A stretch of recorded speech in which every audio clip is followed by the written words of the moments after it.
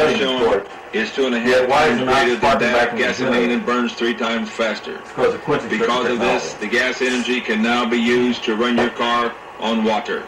Now that you don't need that flame for the internal combustion engine, right? No, no. If you want the explosion there. Right. So what I'm doing is demonstrating. Number one, they said you couldn't sustain and maintain a hydrogen flame, and we showed that we could. We showed the ability for anti-spark back to spark back down the generator, regardless of velocity. All right, and it's very obvious that if you can sustain a combustion of temperatures over 5,000 degrees, and it's very obvious you can shut down a carburetor and run a car down the road on water. Okay, so we're doing that under the absolute worst conditions. The water fuel cell. Now, this shows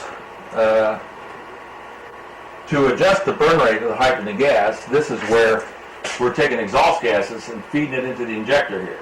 Okay, so we're using the non-combustible gases from the engine to control the burn rate of hydrogen in co-equal gasoline or diesel fuel.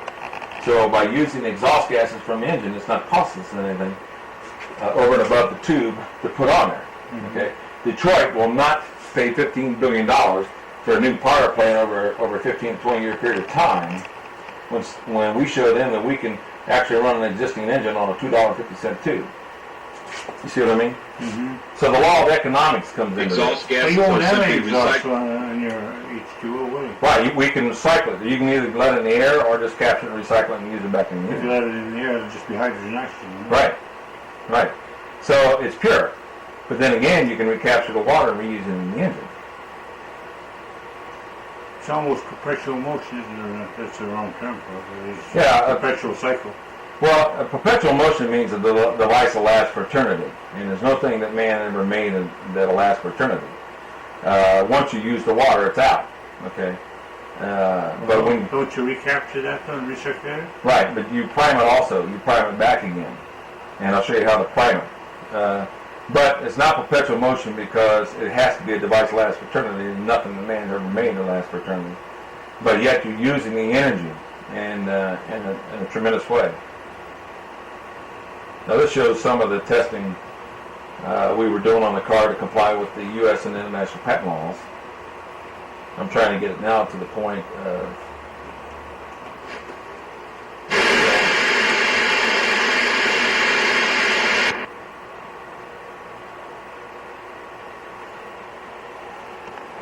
I want you to listen to that engine. Now it'll be a 1500 series Volkswagen engine, but I want you to listen to the power. The hydrogen, when you release the hydrogen from water, it's extremely powerful. It releases energy 2.5 times that of gasoline. That's the other standard figures, NASA figures, and our figures. Now listen to this engine. Listen to this engine, the power of the engine. Now this is where we were taking the fuel cell to comply with the patent, international patent community. And under prior art, you couldn't run a conventional engine off of hydrogen. You either had to change the engine design, use very exotic materials to comply with high temperature and high explosion ratio. The other prior art was to try to take water and douse it with hydrogen, but that was very erratic in starting and very erratic in running. You had to get up to like 85 miles per hour before it started to lean out once you got the engine started. Well, that's like you and I trying to go down the road at 85 miles an hour and speed limit of 55. We don't have enough money to pay for all traffic. Right? Okay, let's check her out and make sure. So, yeah, there was an outfit out in California that was trying to develop an engine to run off of hydrogen. Over $2.5 million put now because they found out that we just didn't have the exotic materials capable of running hydrogen at very, very high temperature with the explosion rate for whereas what we've done is by adjusting the burn rate of hydrogen gas now, we have now been able to test the secret. That's one of the secrets. That's the secret of replicate, to take the technology and replicate it to existing energy consuming device like an engine or replicate it to a home heating system. Without that type of technology, you will not be able to do it economically. When you see the day where they'll just build engines totally suited to their technology without the retrofit? Now, the law of economics says that the Detroit won't change anything. In other words, they've spent billions of dollars over an evolution of 50 years or so to design their engines for production, okay? And it cost them billions of dollars to try to change their production facilities to a new engine. When, as we showed in the run, Even as they bring up a new car? even after, yeah, sure. Because we're showing that we can take a $2.50 recycling fee and run the hydrogen off their engine. So the law of economics says that they'll use the hydrogen as a fuel source, they'll have no alternative. Now, eventually, if they go to an electric drive system, they'll still have to use the raw fuel cell technology to provide the free electric energy. Now, this is the first time we were running on hydrogen. This is the very first time? The very first time. Took right off. And, well, it wasn't the first time, it was the first time on this type of testing. We kept it in first gear and let it top out at first gear, so we were putting maximum loading on the car, okay? And of course, there's our dog boy going down the road. Unfortunately, he beat us on the first run, as you remember. Is that local here? Yeah. Yeah. Test is Well, that was being tested and run down Deer Creek. And that was to comply with the U.S. patent and international patent laws. Is there somebody there from the patent office? No, that was being run, the certification of people behind the scenes I see. were there.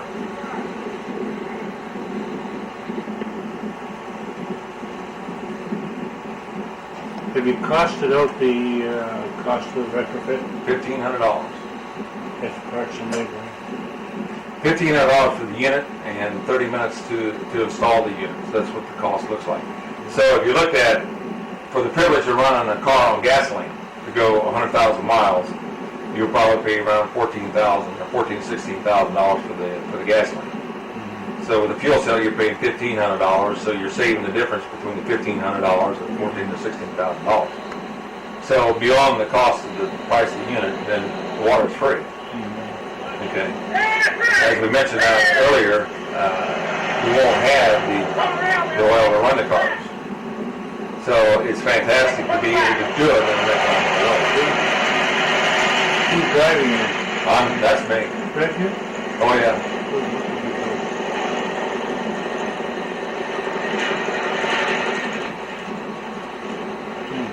So we've had some fun. I mean, you know. So you haven't done too much. You've updated the dune buggy a little bit. Not. Oh yeah, we've considerably. What we've been doing up to this point is develop the tech base and legalize the technology. Securing it. Right. That was the primary objective. Now listen to the power of this engine.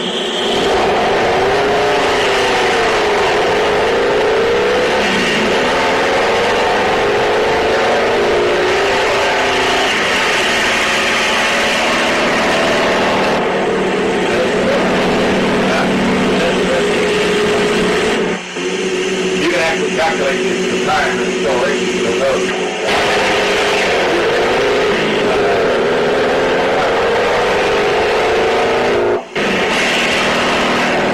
Patent, you get the gold seal and the ribbons, okay?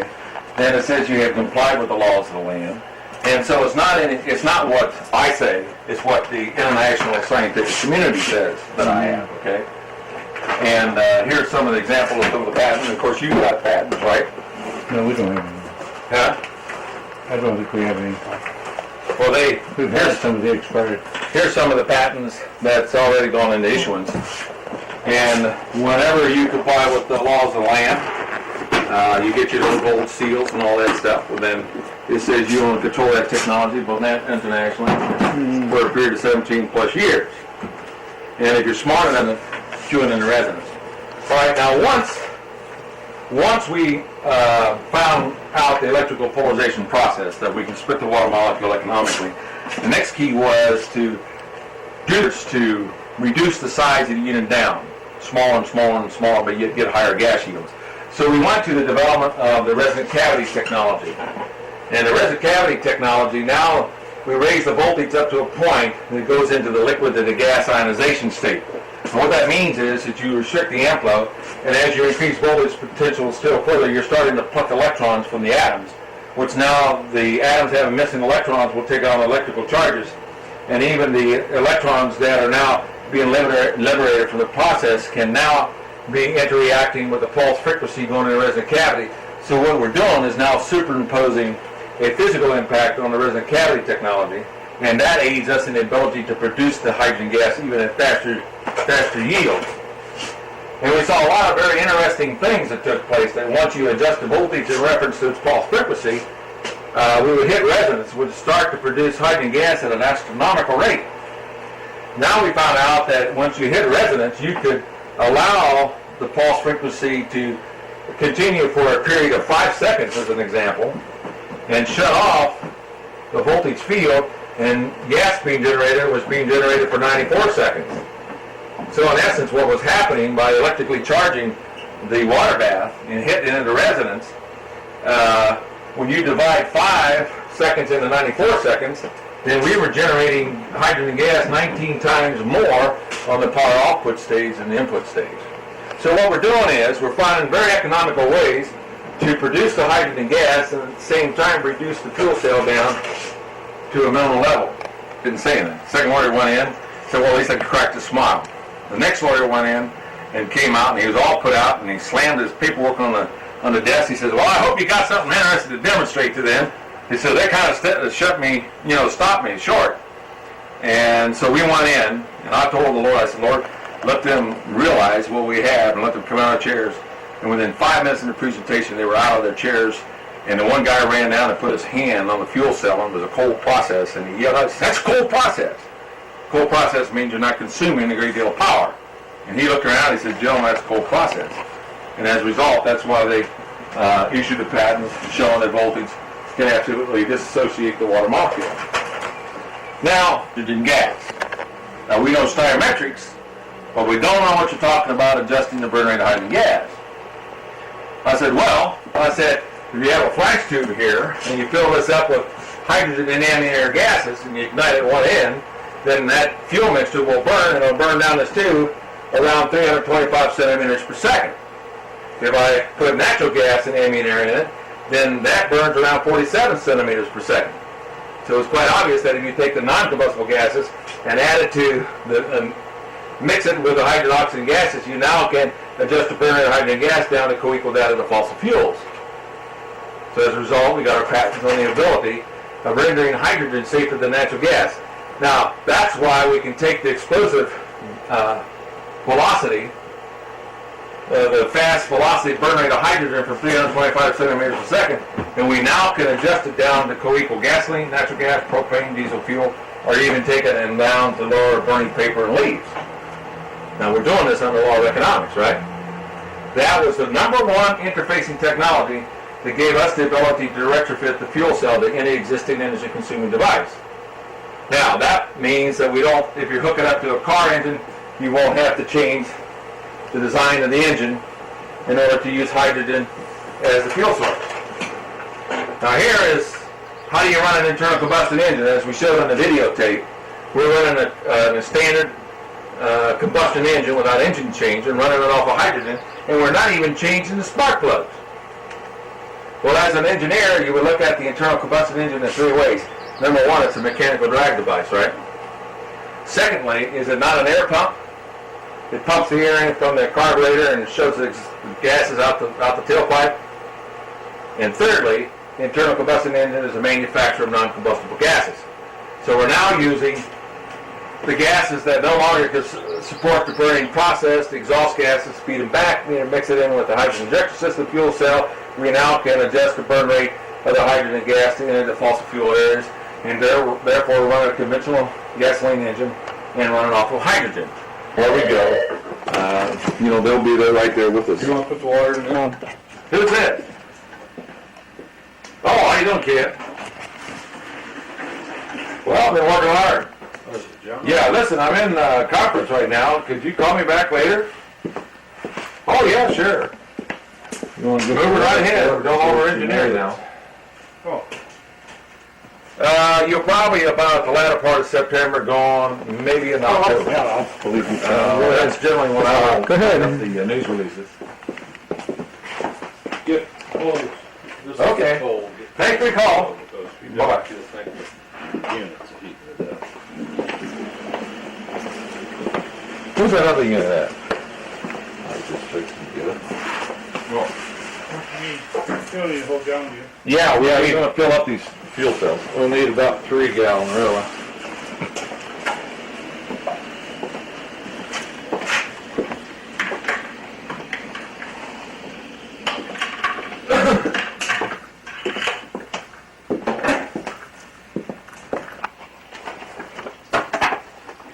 Now, when we demonstrate this part to you, we demonstrate it under the worst conditions. And you know, we ought to get a video with using it the first time to start it, you know what I mean? And put the whole thing together in the other one. Yeah, I'm thinking about trying to come up with a good format. You call this a fuel cell engine. Right. All the other processes in it. All the refinements. This is the basic unit. This is just a basic, this is the lab units, what we use to go to the patent office with. What Is we this the use. first one you used? This is the first one. The one you had on the car was the second unit of it. If you got the patent with this one, Yeah, we'll need about 2 more of so those. you really. better protect that one, eh? Yeah, we could be material. You look at that, you're looking at, see the gap in between the tubular structures? About 1/16 of an inch spacing. Oh. Now that fuel cell has about 3,800 hours of operation on it.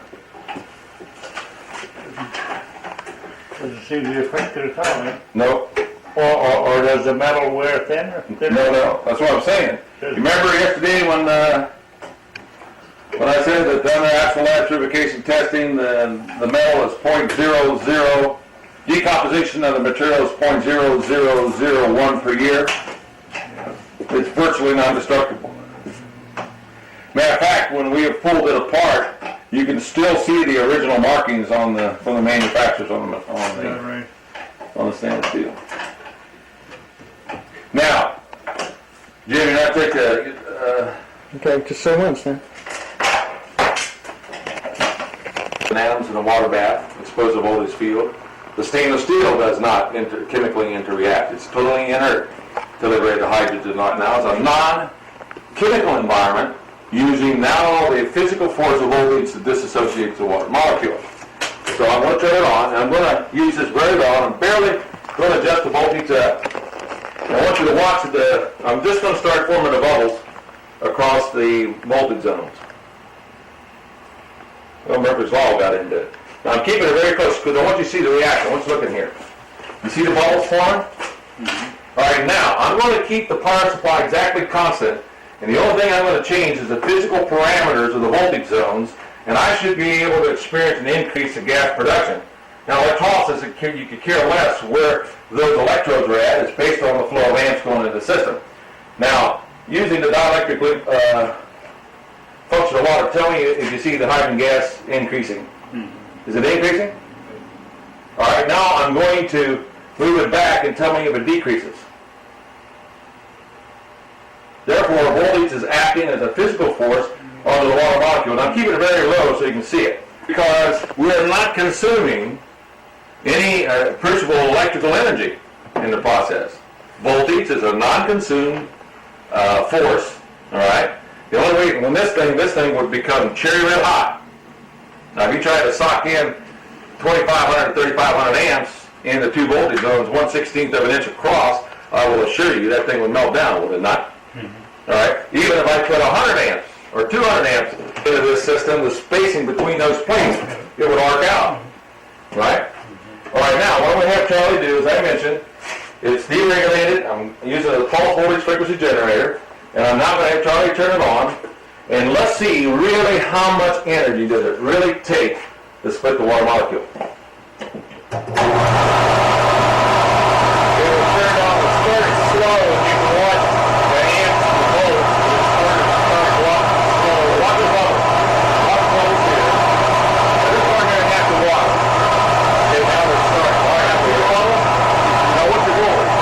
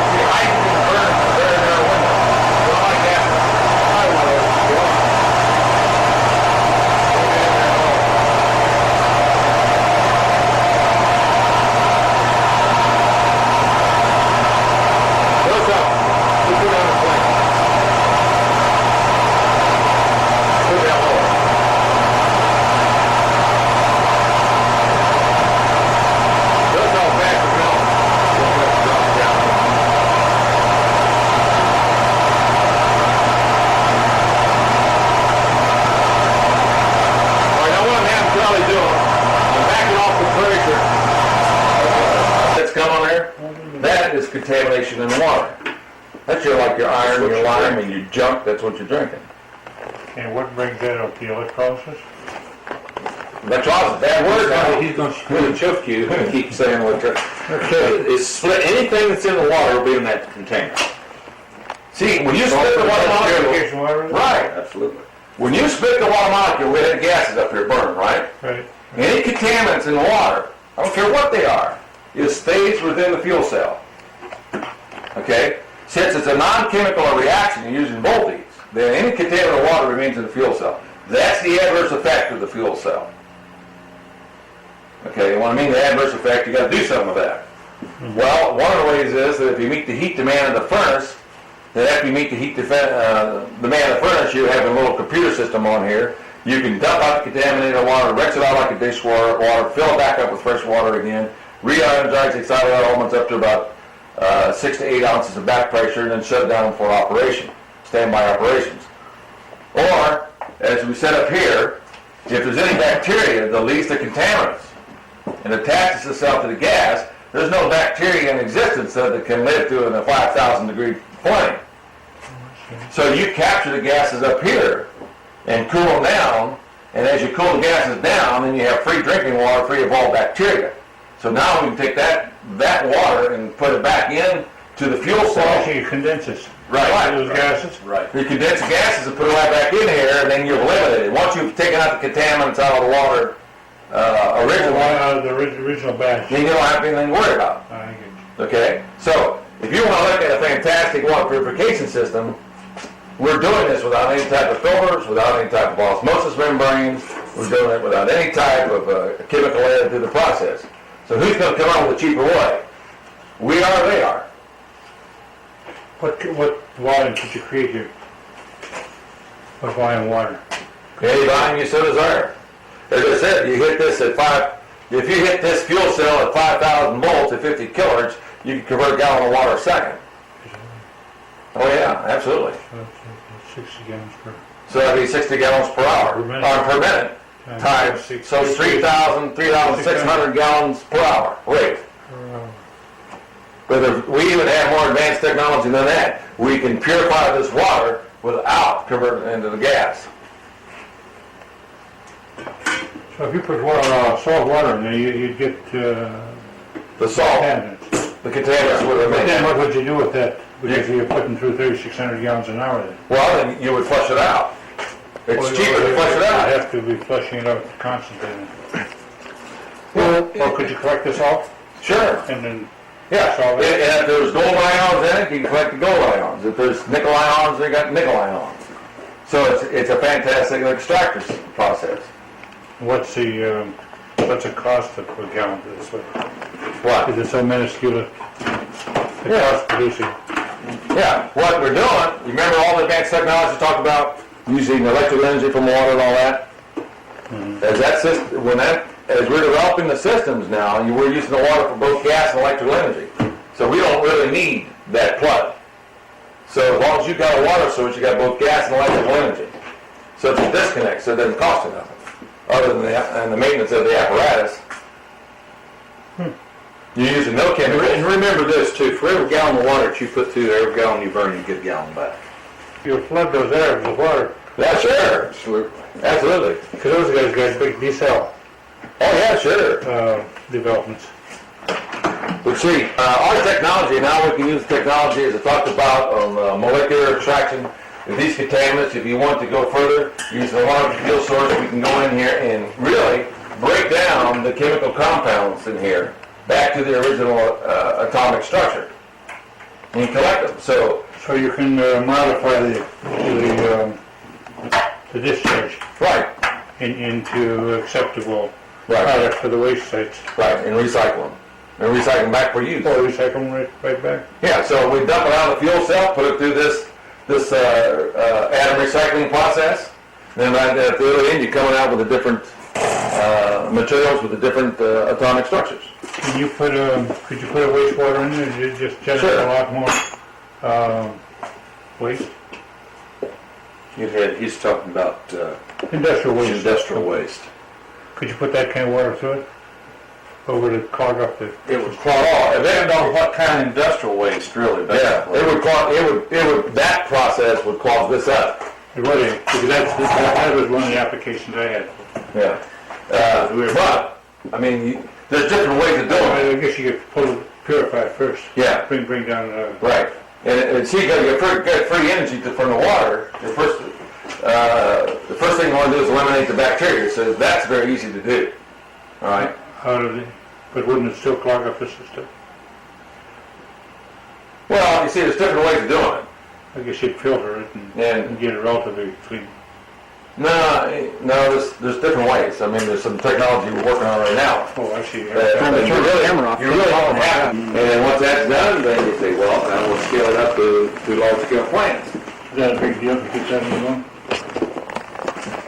Say that again. This is the co-op developments. Yeah, that's why the co-op development center is coming into play. You see, because that's where we'll take all this technology, and then we'll start developing systems approaches to solving different problems on waste treatment and in the areas of water purification and groundwater purification, and even in the areas of radioactive contamination. We're dealing with advanced technology that is so easy to put together, to put to work.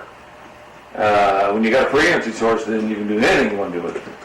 And the technology is phenomenal in the ability that we can solve, like say for example, the waste treatment, and not dilute it or burn it or to burn the process, but we literally take it back to its atomic structures. And when you're doing that, then you're going back into atomic recycling. Is that solids too then? Pardon? Can you do solids as well? Absolutely. Absolutely. Instead of these incinerators they have right now? Right. You do it through this? Well, not to this system. Not of the fuel cell as per se, but as to the tech base we have. Application of it. Right. And Well, you could take, like, I think kind water of, fuel cell technology is only limited to the imagination to put it to work. You know, when you learn new technology, you say, okay, how can I apply it? And the entire broad base of the water fuel cell technology can give us the ability to solve problems that heretofore were unsolvable based on the prior art. So we have a very advanced ways of treating waste treatment and very advanced ways of handling waste products that heretofore was just not impossible. Does that get rid of the discharge gases that are offensive right now? In burning solid waste? Oh, sure. Because you don't need to take it to the burning stage. well, even if you did, you could scrub it right back with water again and run it through Yeah. the fuel cell. Yeah, That's costly, is it? Well, no, the fuel cell. No. What's costly about the process? The only thing that's costly is energy. We got water now that uses a free energy source. Oh, okay, all right. You see what I mean? Because I know of an incinerator that could take this technology right now. Oh, yeah. And it's big. They Sure. spent over almost $500 million on it. The populace is objecting to the Hey, that's just like here. Well, all we That's have just to like do here in is, Grove City. We got the state of Ohio is ranked, I think, 5th in the nation on air pollution. And when the air flow stopped out of here, I started gagging like a maggot because of the waste treatment. The burning the trash Oh, the one you and all the shot. stuff coming Oh, out. you've got an incinerator. Boy, you better believe it. Small one. Yeah, we On a nice do. warm day when the sun, when the wind's not blowing, but all the contaminants are coming right in here to Grove City. We drove by it last night. He was So it's only Yeah. 20 out there. That's the one I said I'm going to shut down. I'm going to shut it down.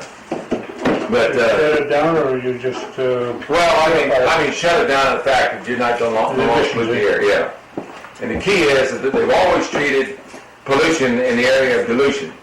To solve the environmental problem, dilute everything and put it in the air and dilute it and put it in the water and dilute it and put it in the land. that's how they. And that's basically how they're doing it. And we can bypass that type of process and really go into what's called true recycling process, where we can go in and alter the molecular structure of the toxic waste. We can alter the atomic structure of the atomic waste.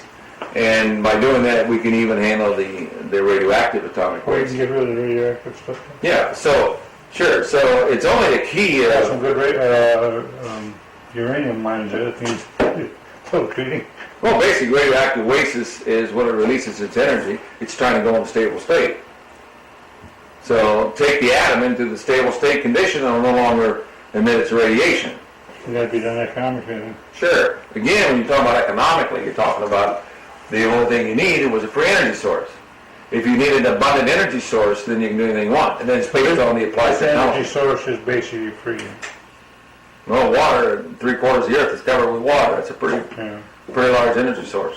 How about the basic equipment though to produce it? Is it capital intensive? No. When you look at our apparatus, how much does it cost to produce a system? No, that part isn't, but I mean, obviously you need a big incinerator to start with it. Yeah, but Or can you eliminate most of that too? key is to eliminate the incineration. Don't burn. Or you totally Just- eliminate it? Just totally eliminate it, period. You won't make any, no, Because they basically it takes energy to go into the, They're taking virtue-free raw material to incinerate, right? yeah, and they just burn it, taking out, unfortunate. Mm-hmm. And here you're talking about taking the water as energy source, and now we can go into true recycling, where it's no longer going into pollutant stage. well, say goodbye to everybody because my battery's running down, Stan. You would take a picture of this? Well,